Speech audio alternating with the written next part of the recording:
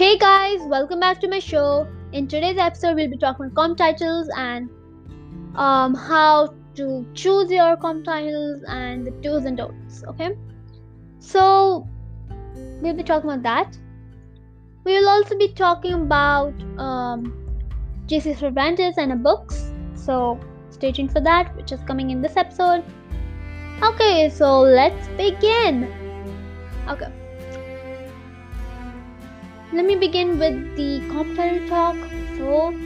Okay. What are comp titles? Come on, everyone. Comp titles are a shorthand title to describe your book. I would say think of it as a simile. There are 3 different ways to use comp titles.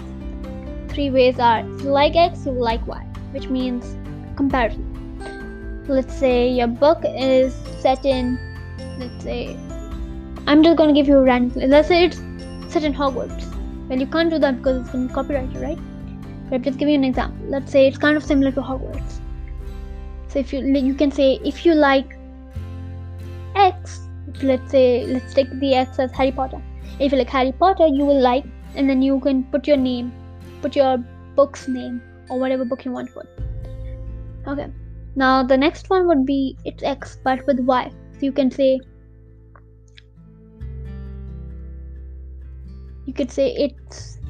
it's like Harry Potter but with let's say fairies maybe. I mean there are no fairies in that, so maybe you can just say but with fairies or something like that. And you could say the other way you can say is that X meets Y, which means you're comparing 2 things which meets. It's kind of like a retelling of 2 different things. For example, you could say it's Harry Potter meets Twilight or something like that. Okay. Now remember, when choosing comp titles for different audiences, you have to do these following things. For industry people, on a platform of industry people, which includes agents, publishers, editors, and all those people, you need to be more genre specific because they're looking for comp titles that show the market and the genre you're talking about. So that's the good time to use like well-known books and novels which are there in our publishing world so far. Now there are many different territories, which is like the foreign territories. You should use if you're like a self-published author, you are an author who deals with these things directly, or you are an author who tends to wander bookstores in hope of pitching to people directly. Okay, so you can use them to pitch to foreign or film agents, editors and agents overseas tend to like using comp titles that are more familiar to their territory, so they might use comp title with a book that sold really well in Germany when pitching to German agents, or like depending on who you do it, right? Now this rule of comp title is not only for self-published authors, it's for traditionally published also. Traditionally published authors are actually more focused on this thing. You really need to focus on that more than you are as a self-published author. So you should make sure that you like build up your comp titles, keep a list with you so that as soon as you're done editing, you sit back and start figuring out how you're going to write a query letter. I've been talking about this query letter topic in my previous episodes. You may check that out. So yeah. What else? Yes. Now I'm going to be talking about the do's and don'ts of comp titles. Number 1, the most important. Don't use comp titles that are too well known. For example,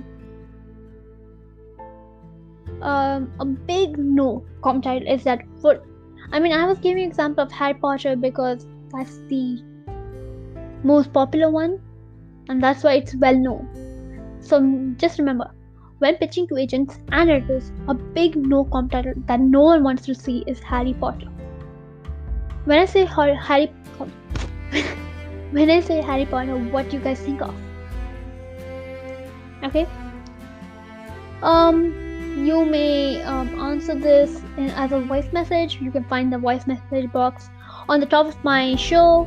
You can either do that if you're watching it on Anchor. If not, then you can comment it in the comment section of whichever platform you're seeing from.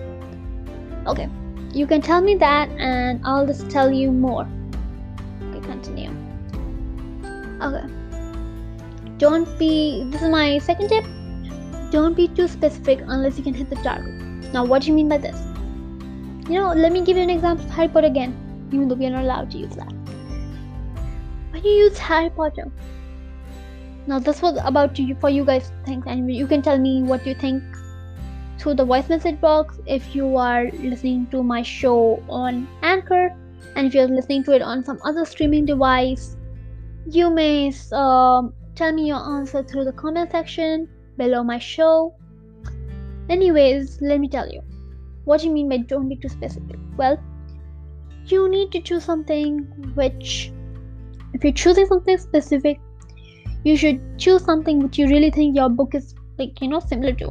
Do not compare your book to something else. For example, if you're writing mystery, don't compare your book to fantasy. That's not even related to book. Why would you want to compare that, right? So just be very careful with what you come, because that would give you an idea to your audience on what kind of book it is. Okay, my third tip would be, don't use two titles of the same plot or genre. For example, you're writing a fantasy novel. Don't use two titles of the same plot or genre, which means don't take two fantasy books which are so similar. For example, maybe your book is about friendship. Maybe you can choose one book which represents friendship and one book which represents fantasy, which tells us it's a book about friendship and it also includes fantasy that way. So maybe I can give you an example. Let's see. There are many military novels with friendships involved. The quickest one I can think of is let's see, maybe Ria and the Blood of Nectar. Have you guys heard of that? It's going to be published in June 15, 2021. Written by Payal Doshi. I'm pretty sure you guys must have heard of it because I talked about it in one of my episodes when I interviewed Payal Doshi. Either way, let me just tell you, let's not get off track here. Okay. So what I mean by that is, we could possibly, if your book is about friendship or fantasy, let's just take it as fantasy. You can see that Ria and the Blood of Nectar represents fantasy. And for friendship, you can say, sorry, I can't think of anything else. I'm thinking Harry Potter, but just remember once again, you're not supposed to be using Harry Potter as a comp title. Okay. So if you say, Ria and the Blood of Nectar meets Harry Potter or something like that, it gives us an idea that it's about fantasy and magic, right? Fantasy, magic, friendships, all of it involved. Now, remember it. You should choose comp titles. Once again, I'm repeating it so many times. You choose similar characteristics. For example, I'm not giving an example again because you get an idea what I'm talking about. But you have to choose something similar. Okay, so when you say Ria and the Blood of Nectar meets Harry Potter, you have to have overlapping characteristics. Because by telling what you're telling, it assumes it has witches, wizards, teenagers, tweens, kids, friendships, and many other things, right? So I hope that makes sense as to why that wouldn't work, why that would not work as comp title, and why using two components of the same genre, same plot doesn't really tend to work. So number 4, my next tip is use classical tales. Use classical titles, but don't make them too similar. By classical titles, I mean C.S. Lewis novels, William Shakespeare novels, and all those 12th century and 13th century years authors. Not all of them are classical, but yeah, you get an idea. For example, I could say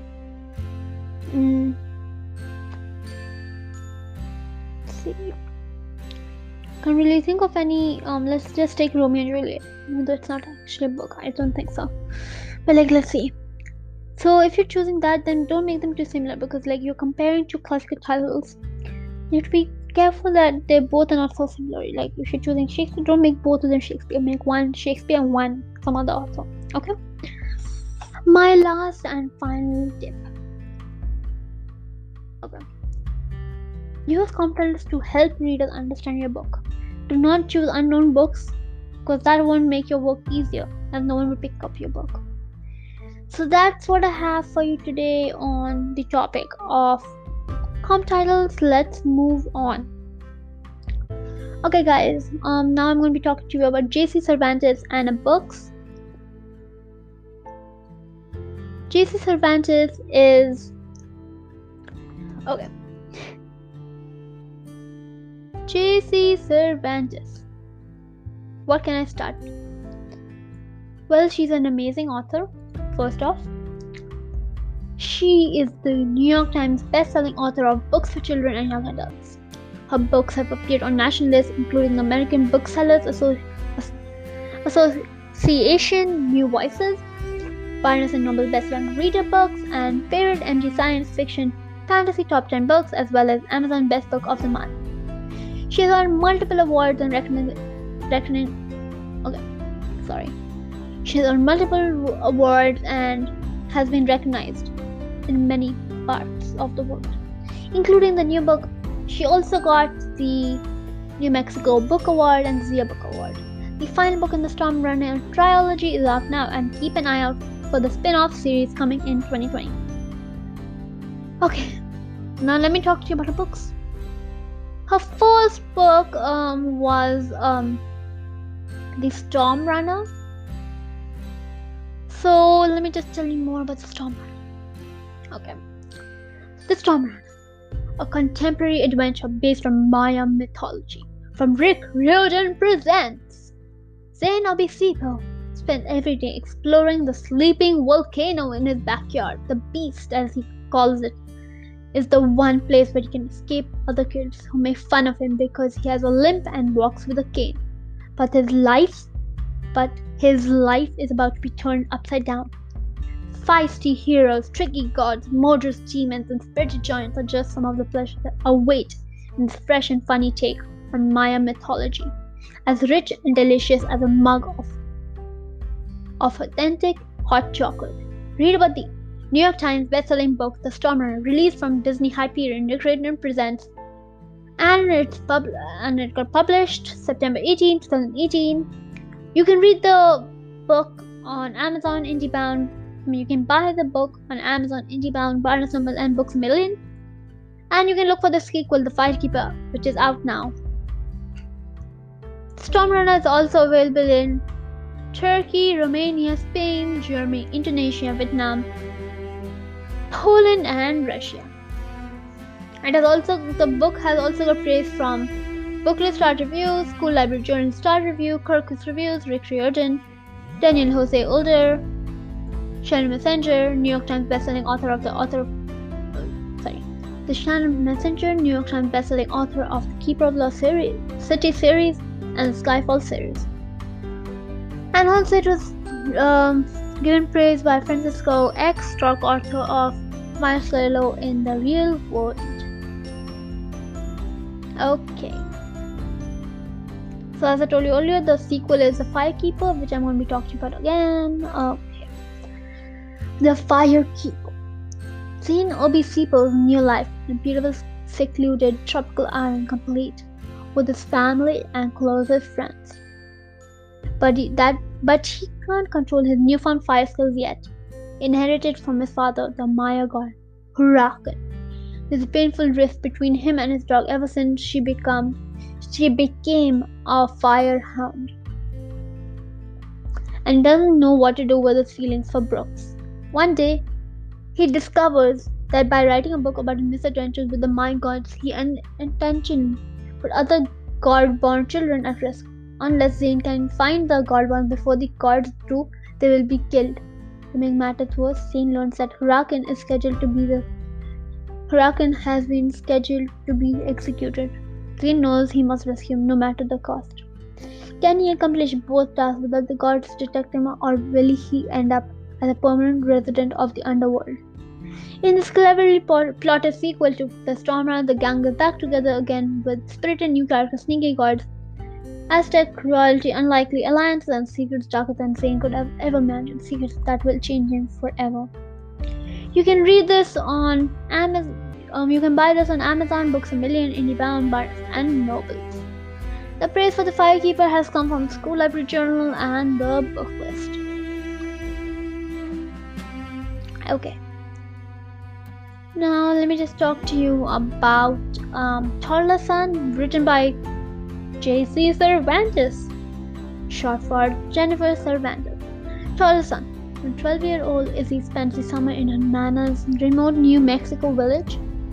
She discovers long-buried secrets that come alive in an enchanted landscape and majestic mountains, whispering winds and taller suns, infused with the flavor of the Southwest and sprinkled with just a pinch of magic. Read the show to find this heartfelt story as rich and satisfying as Nana's homemade enchiladas. Okay, so guys, that's the end of the show today. I hope you all had fun, and don't forget to share, comment, and subscribe to my show. Before I forget, I would like to tell you one more thing, just to remind you. The prompt I gave you in the show, and I told you to tell me what comes to your mind when you think about Harry Potter. Don't forget to comment in the comment section of any show and any listening platform you're watching my show on, listening to my show on. Sorry.